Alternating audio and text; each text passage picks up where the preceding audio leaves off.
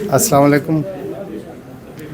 بہت شکریہ جناب نسیم شیخ صاحب اتنے خوبصورت الفاظ کے لیے. آج 3 صدر ہیں ماشاءاللہ، تینوں کی اجازت بلکہ پوری مسند کی اجازت. ڈاکٹر شاہد الوری صاحب بہت بڑا نام اور صحافی، ادیب، شاعر، لیکن ان کی جو زیادہ شناسائی ہوئی وہ مزاح نگاری میں ہوئی.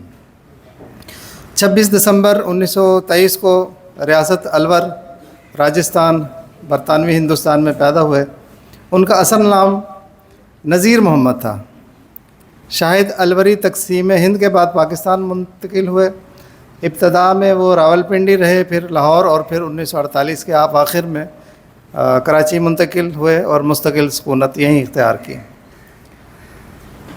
شاہد الوری صاحب نے پہل ارمان اجمیری صاحب کی شاگردی اختیار کی اور انہوں نے ان کا نام شاہد تجویز کیا تخلص، اور بعد میں انہوں نے راغب مراد آبادی کی شاگردی اختیار کی اور تا حیات انہی سے اصلاح بھی لیتے رہے. شاہد الوری صاحب 15 ستمبر 2004 کو کراچی میں ہی انتقال کر گئے اور کراچی میں ہی مدفون ہوئے کورنگی نمبر 1 میں. اللہ تعالیٰ ان کی مغفرت کرے، ان کے درجات کو بلند کرے، اور اللہ تبارک و تعالیٰ ان کو جنت الفردوس میں جگہ عطا فرمائے. اللہم اغفرہ ورحمہ وادخلہ فی رحمتک ویسرہ حسابا یسیرا. آج ہم ان کے خانوادے کے ساتھ یہاں پہ بیٹھے ہوئے ہیں تو ہم ان کے ساتھ اظہار تعزیت بھی کرتے ہیں، اظہار ہمدردی بھی کرتے ہیں، اور انہیں کہتے ہیں کہ ان کے مرنے پہ جو ہے وہ صبر کی بھی روش اختیار کریں اور ان کے لیے دعائیں بھی کریں. وہ پاکستان رائٹر گلڈز کے رکن تھے اور کئی ادبی تنظیموں کے نگران اور سرپرست بھی رہے. انہوں نے غزل، نظم، قطعات اور دیگر اصناف سخن میں طبع آزمائی کی. وہ غالب کی غزلیات پر تضمین لکھنے میں بہت بڑی مہارت رکھتے تھے، اور میں جیسے آگے چل کے عرض کروں گا ان کی کتابوں میں سخن در سخن ایک ایسی کتاب ہے جو غالب کے کلام پر تضمین ہے جو 1982 میں شائع ہوئی. اس میں حمد، نعت، خلفائے راشدین، امام حسنین، امام اربع، بزرگان دین، بزرگان ملت، بزرگان سیاست اور شعراء اور ادباء کو منظوم خراج تحسین پیش کیا، جو غالب کے 110 مصروں کی تضمین پر مشتمل ہے. اور خاص بات یہ ہے کہ ہر تضمین کے ساتھ ایک صاحب رائے اہل قلم کا ایک صفحے کا تبصرہ بھی شامل ہے. گویا کہ ہر تضمین پر ایک تبصرہ. یہ 110 تبصرے ان تبصروں کے علاوہ ہیں جو کتاب کے آغاز میں کیے گئے، جن کی تعداد 13 اور منظوم تبصروں کی تعداد 3 ہے. یہ بہت بڑا کارنامہ ہے جو کہ ہماری نگاہوں سے اوجھل تھا اور آج کی اس پروگرام کی وجہ سے ہمارے سامنے آیا. دوسری کتاب حمد و ثنا، اس میں حمدیہ اور نعتیہ مجموعہ ہے، 1984 میں شائع ہوئی. اور تیسری کتاب ہے ان کی چراغ سے چراغ، 1986 میں شائع ہوئی. پھر ایک جذبوں کی زبان کتاب ہے اور ایک 50-50 ہے. 50-50 کتاب کی خاص بات یہ ہے کہ اس کے جب آپ ورق کھولتے ہیں تو ایک طرف اقبال کی تصویر ہے اور ان کے مصرے پہ قطعہ لکھا گیا ہے، اور دوسری طرف غالب کی تصویر ہے اور ان کے مصرے پہ قطعہ لکھا گیا ہے. پوری کتاب اسی طریقے سے ہے. تو یہ بڑی خاص کتاب ہے اور یہ انٹرنیٹ پہ اویلیبل ہے. آپ جو بھی اس کا ذوق رکھیں اس کو ضرور پڑھیں. بہت اچھی اس کے اندر آپ کو جو ہے وہ چیزیں ملیں گی. اور شاہد الوری چونکہ مزاح نگار تھے اور ان کے جبیلی اور حسی نظام میں طنز و مزاح کو غیر معمولی دخل حاصل تھا. ان کی کوئی بات ظرافت سے خالی نہیں ہوتی تھی. شاہد الوری میں شوخی و ظرافت اور ہنسنے ہنسانے کی صلاحیت فطرتاً اور طبعاً پائی جاتی تھی.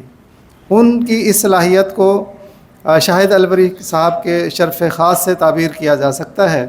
ان کی شاعری کے چند نمونے آپ حضرات کے سامنے گوش گزار کرنے کی اجازت چاہتا ہوں.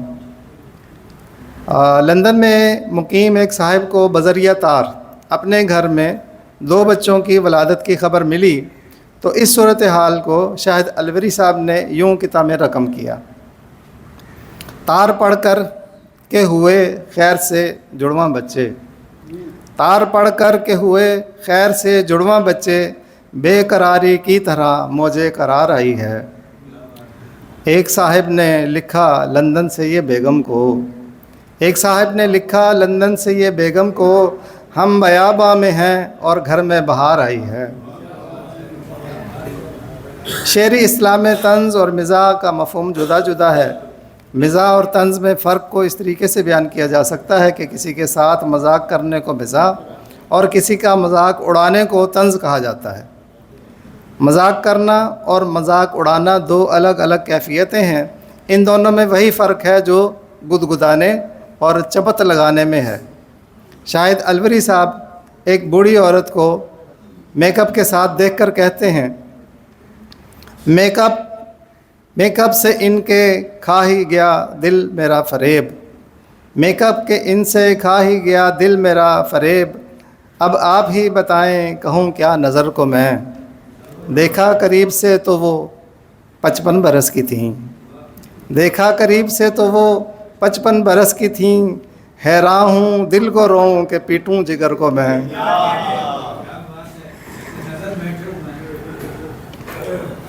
مزاح افراد معاشرہ میں تحمل، بردباری، مروت اور زندہ دلی کی خصوصیات پیدا کر کے زندگی کے پھیکے پن میں رنگ بھر کر اسے خوشگوار بنا دیتی ہے۔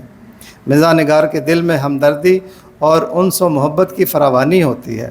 وہ بے اعتدالیوں کو دریافت کر کے ان کا علاج میٹھے شربت سے کرتا ہے، جس سے معاشرے سے آہ کی بجائے واہ کی آوازیں نکلتی ہیں۔ ملاحظہ ہو، رشوت، شراب خوری، اسمگلنگ اور چوری، رشوت، شراب خوری، اسمگلنگ اور چوری وابستہ ہے انہی سے آرام جاں ہمارا۔ رشوت، شراب خوری، اسمگلنگ اور چوری وابستہ ہے انہی سے آرام جاں ہمارا، رستے پہ آنے والے اے آسماں نہیں ہم، 100 بار کر چکا ہے تو امتحان ہمارا۔ مزاح نگار اپنی نگاہ کی دوربینی سے زندگی کی ان ناہمواریوں اور مضحک کیفیتوں کو دیکھ لیتے ہیں جو ایک عام انسان کی نگاہوں سے اوجھل رہتی ہیں۔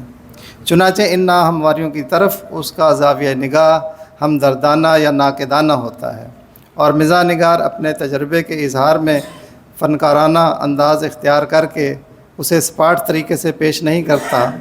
دیکھیے کہ شاہد الوری صاحب ایک واقعے کو، جس میں 2 دوست ہیں، ایک پولیس میں ہے اور دوسرا جوئے کا اڈہ چلا رہا ہے، اس کو کیسے بیان کرتے ہیں۔ نہ پکڑ دھکڑ کا خطرہ، نہ ضمانتیں نہ تھانہ، نہ پکڑ دھکڑ کا خطرہ، نہ ضمانتیں نہ تھانہ، یہ جوئے کا کام ہم بھی سر عام کر رہے ہیں۔ نہ پکڑ دھکڑ کا خطرہ، نہ ضمانتیں نہ تھانہ، یہ جوئے کا کام ہم بھی سر عام کر رہے ہیں، جو تو پولیس میں نہ ہوتا میرا کام کیسے چلتا، جو تو پولیس میں نہ ہوتا میرا کام کیسے چلتا، تیری بندہ پروری سے میرے دن گزر رہے ہیں۔ ایک صاحب اپنے بزنس مین دوست کو زیادہ نفع نہ لینے کا مشورہ کرتے ہیں، تو بزنس مین اقبال کی زبان میں جواباً کہتے ہیں، اقبال کی زمین میں، کیا خبر مجھ کو کیا جائز و ناجائز ہے، کیا خبر مجھ کو کہ کیا جائز و ناجائز ہے، انسنی کر دوں ہر ایک بات گراں گوش رہوں، کیا خبر مجھ کو کہ کیا جائز و ناجائز ہے، انسنی کر دوں ہر بات گراں گوش رہوں، مال پر نفع نہ لوں خوب کہا آپ نے، مال پر نفع نہ لوں خوب کہا آپ نے، کیوں زیاں کار بنوں سود فراموش رہوں۔ ایک صاحب جو عاشقی معشوقی میں اپنی جمع پونجی گنوا بیٹھے، اس کا حال شاہد الوری صاحب یوں بیان کرتے ہیں، عشق بتا میں اپنی حجامت بنی ہے خوب، عشق بتا میں اپنی حجامت بنی ہے خوب، اب ڈس رہے ہیں دل کو وہ پیما کیے ہوئے، عشق بتا میں اپنی حجامت بنی ہے خوب، اب ڈس رہے دل کو وہ پیما کیے ہوئے، موٹر بکی مکان بکا نوکری چھٹی، موٹر بکی مکان بکا نوکری چھٹی، بیٹھے ہیں خود کو بے سر و ساما کیے ہوئے۔ میں بزمِ یاران سخن کو شاہد الوری صاحب کی یاد میں ریفرنس کا اہتمام کرنے پر مبارکباد پیش کرتا ہوں، اور ایک بار پھر آپ سے عرض کرتا ہوں کہ ان کے لیے دعا کریں کہ اللہ تعالیٰ ان کی مغفرت کرے، ان کے گناہوں سے درگزر فرمائے اور جنت الفردوس میں اعلیٰ مقام عطا فرمائے، آمین۔